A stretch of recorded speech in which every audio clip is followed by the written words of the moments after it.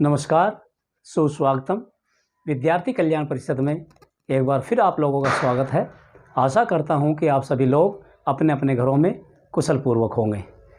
बेटा, जैसा कि आप सभी को विदित है कि कोरोना महामारी विश्वव्यापी हो गई है।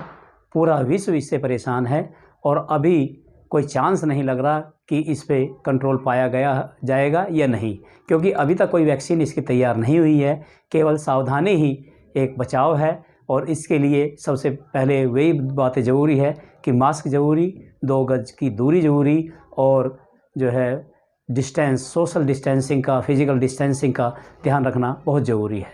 तो ये 3 बातें हमें बहुत ज़रूरी ध्यान रखनी है। मास्क है, सैनिटाइज़र का प्रयोग है और 2 गज की दूरी का। तो बच्चों, आज हम आपके सामने एक नई वीडियो लेके आए हैं और ये नई वीडियो उन बच्चों के लिए हैं जो बच्चे शिक्षा के क्षेत्र में आना चाहते हैं और इस बात से परेशान हैं कि उनका भविष्य क्या होगा। जिन बच्चों ने या तो शिक्षा की डिग्री ले ली है या अभी अध्ययन कर रहे हैं, जो बीएड कर रहे हैं, कुछ बच्चे बीटीसी कर रहे हैं, कोई जेबीटी कर रहा है, कोई डीएड कर रहा है, लेकिन उनके बारे में उनके मन में बहुत सारे ऐसे प्रश्न आ रहे हैं नई शिक्षा नीति को लेकर के कि क्या उनकी शिक्षा वैलिड होगी, क्या उनकी डिग्री वैलिड होगी। तो बच्चों, सबसे पहले तो आप निश्चित हो जाएं कि आप जो भी शिक्षा प्राप्त कर रहे हैं वो कोई भी शिक्षा ऐसी नहीं है कि जो तुम्हारी काम आने वाली नहीं है। ये जो नई शिक्षा नीति है वो हर बच्चे को, हर स्तर को ध्यान में रख कर के बनाई गई है। इसमें किसी को परेशान होने वाली बात नहीं है। तो सबसे पहले जो बात करते हैं हम उसकी करते हैं कि बीएड की बीएड कितने साल का होगा। जैसे कि हमारी शिक्षा नीति में कहा गया है कि बीएड 4 साल का होगा, लेकिन किसके लिए होगा? 4 साल का बीएड जो होगा, बीएड जो डिग्री होगी वो उनके लिए होगी जो बच्चा शिक्षा के क्षेत्र में जाना चाहता है और जिसने 12वीं पास की है। अर्थात 12वीं करने के बाद में उसको सीधा बीएड में एडमिशन मिल जाएगा और उसको बीए प्लस बीएड करके इस तरह से 4 साल का कोर्स करना होगा। दूसरा कि जो बच्चे ग्रेजुएशन कर चुके हैं, जिसने बीए कर लिया है या बीएससी कर लिया है या बीकॉम कर लिया है, जिसने स्नातक की डिग्री ले ली है, उसके लिए जो बीएड का जो कोर्स है वो 2 साल का है। अर्थात उसके लिए 2 साल का बीएड का कोर्स होगा, 2 साल की शिक्षा की ट्रेनिंग ली जाएगी।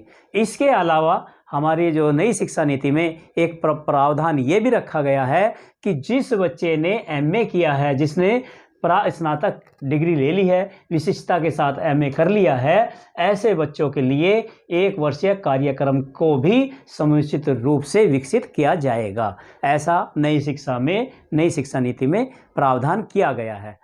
एक इसमें बात आई है कि जो जगह जगह कुकुरमुत्ते की तरह जो स्कूल खुले हुए हैं, कॉलेज खुले हुए हैं, उनके बारे में कुछ बातें दी गई हैं कि केवल और केवल वे ही महाविद्यालय और विश्वविद्यालय शिक्षक के लिए डिग्री दे पाएंगे, बीएड की डिग्री दे पाएंगे, जिसके अंदर जो है बहुविषयक विषय पढ़ाए जाएंगे, जो बहुविषयक होंगे, अर्थात जिसमें हर तरह की शिक्षा प्रदान की जाएगी। क्योंकि शिक्षक के लिए केवल एक बीएड ही जरूरी नहीं है, उसके लिए क्योंकि स्वांगीण विकास करना है हमें बच्चों का हर तरह से विकास करना है, तो उसके लिए हर विषय की जानकारी अध्यापक के पास में होना जरूरी है। आपको पता है, जैसे कोई भी हम देश का कहते हैं कि शिक्षक जो होता है वो देश का निर्माता होता है, छात्रों का निर्माता होता है, और छात्र भविष्य का निर्माण करते हैं। देश का भविष्य जो होता है वो छात्रों पे निर्भर करता है। तो जो कल का भविष्य है वो आज विद्यालयों में पढ़ रहा है।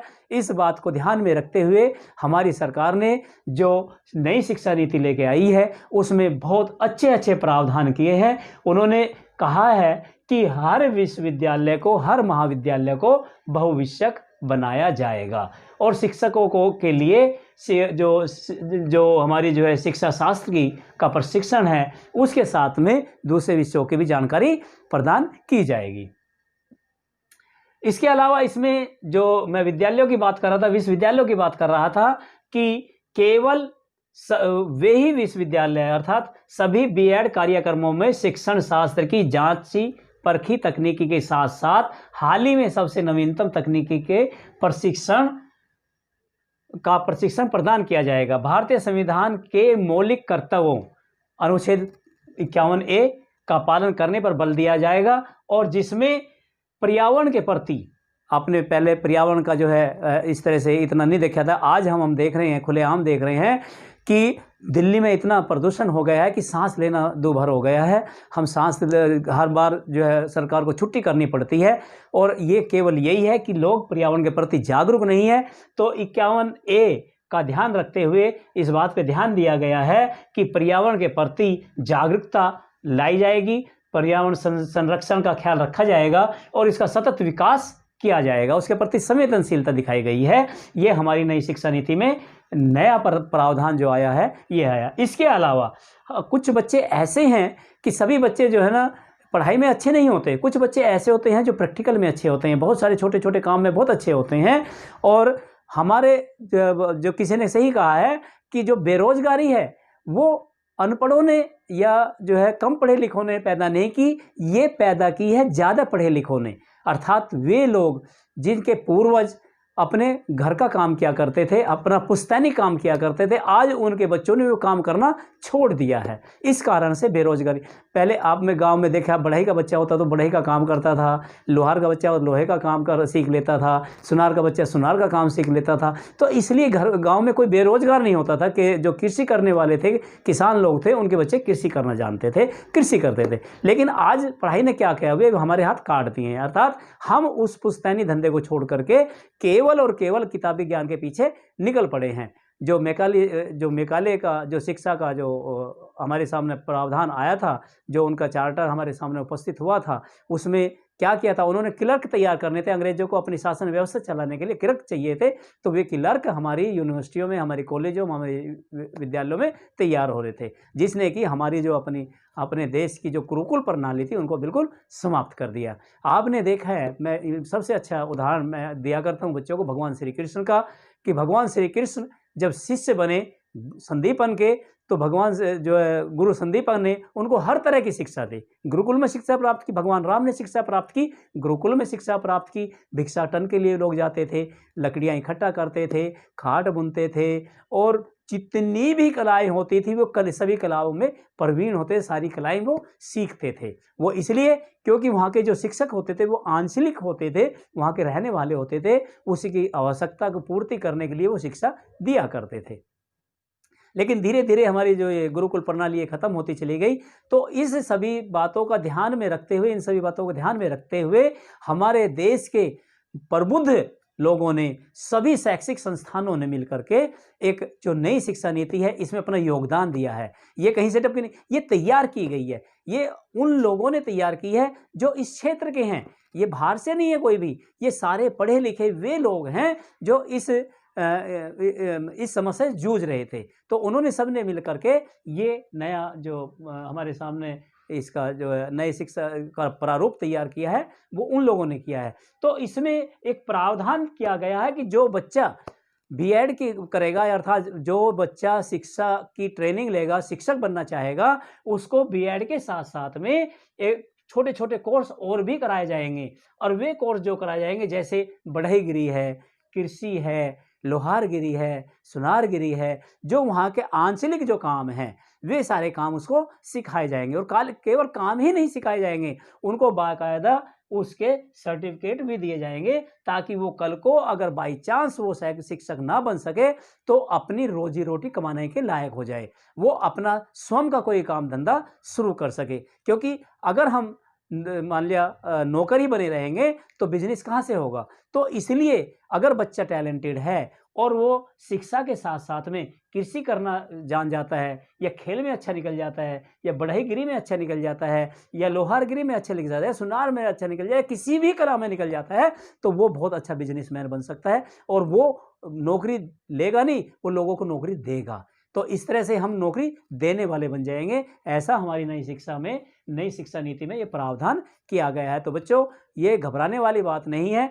हर बच्चा जो भी काम जानता है उसको वो काम सिखाया जाएगा जिसमें उसका इंटरेस्ट होगा, जिसमें उसको आगे बढ़ने की तमन्ना होगी। तो शिक्षक तो होगा ही होगा, शिक्षा की ट्रेनिंग तो उसको मिलेगी, साथ में उसको इनकी भी ट्रेनिंग मिलेगी। और दूसरी एक बहुत अच्छी बात इसमें आई है कि जो ये काम सिखाने वाले होंगे, ये कोई बाहर का आदमी नहीं होगा, वहाँ से ही जो वहाँ का स्थान का कोई प्रसिद्ध होगा, व्यापारी होगा या प्रसिद्ध कारपेंटर होगा, प्रसिद्ध लोहार होगा, प्रसिद्ध किसान होगा, उसके द्वारा उसको जो है ये ट्रेनिंग, वो बच्चों को ट्रेनिंग देगा और उसको मास्टर प्रशिक्षक के रूप में नियुक्त किया जाएगा और उसके बाद में तब उसको सर्टिफिकेट मिलेंगे। तो ये सारी बातें नई शिक्षा नीति में उभर के आई हैं। ठीक है, इसके अलावा अभी इस पर चर्चा हो रही है, इस पर जो है इसका एक तैयार किया जा रहा है और तैयार करने के बाद जो फाइनली हो जाएगी तब ये एकदम से नहीं, धीरे धीरे करके ये इसका टारगेट 2030 तक का है कि 2030 तक हम एक ऐसे नवीनतम शिक्षक तैयार कर लेंगे जो देश के निर्माण में अपना संपूर्ण योगदान दे सके। आज क्या हो रहा है कि आज शिक्षक नहीं रह गया, आज लिपिक बन गया, क्लर्क बन गया है। क्यों? क्योंकि उसके ऊपर काम का इतना बोझ है कि ऑफिस के जितने भी काम होते हैं वे सब शिक्षक को करने पड़ते हैं। जनगणना का काम होगा तो शिक्षक करेगा, चुनाव का काम होगा तो शिक्षक करेगा, या और कोई ऐसे काम होंगे वे शिक्षक के ऊपर दे दे। तो इसमें नई शिक्षा नीति में शिक्षक को इन सभी कामों से अलग रखा गया है। उसको केवल और केवल बच्चे का सर्वांगीण विकास करना है, उसकी प्रतिभा को निखारना है और उसको एक सफल नागरिक बनाना है। तो मैं समझता हूं कि आप लोगों की ये बात समझ में आ गई होगी।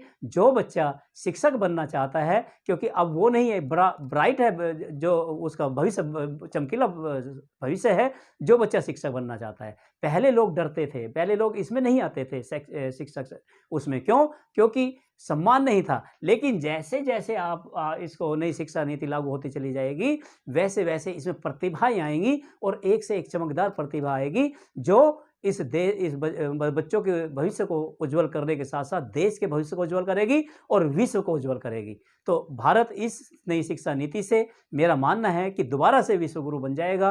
पहले भी लोग चाइना से, कंबोडिया से, जापान से लोग आया करते थे। तक्षशिला, विक्रमशिला आदि विश्वविद्यालयों का आपने नाम सुना, जो इतिहास प्रसिद्ध हैं। हमारे देश में लोग जो है शिक्षा प्राप्त करने के लिए आते थे और यहाँ से शिक्षा ग्रहण करके बाहर जाया करते थे, उसका प्रचार करते थे। अब दोबारा से वो समय आ गया है बच्चों कि आप लोग पढ़ें और जमकर के पढ़ें और जितना भी आप शोध कर सकते हैं करें।